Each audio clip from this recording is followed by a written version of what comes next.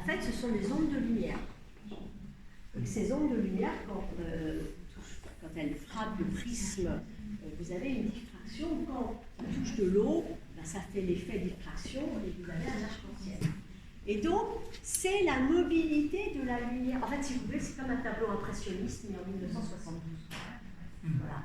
C'est la version contemporaine de théorie de la couleur, mais revue par le vocabulaire géométrique, les matières, l'immersion.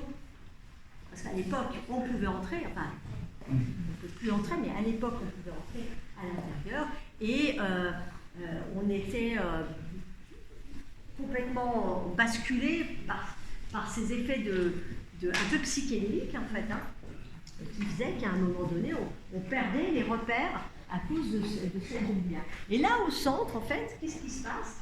Tout bouge tout le temps, mais en fait, qu'est-ce qui bouge? C'est nous qui, en bougeant, eh bien, d'abord on est là, dans cette bloc, en bougeant, quand vous regardez de près, alors on ne peut pas passer au-delà rien. Quand vous regardez de près, vous voyez que le globe, c'est des illusions, hein, c'est une anamorphose. Le globe va recomposer tout le jeu des formes géométriques qui se trouvent distribuées sur les murs, à angle droit. C'est des chevrons, hein, chaque fois. Vous savez, c'est des points en aluminium. Vous voyez ce que c'est? Des tiges en chevron, en forme de triangle comme ça, qui sont peintes en blanc, en noir. C'est pas un amas, en fait. La distribution des couleurs à l'époque était faite sans ordinateur.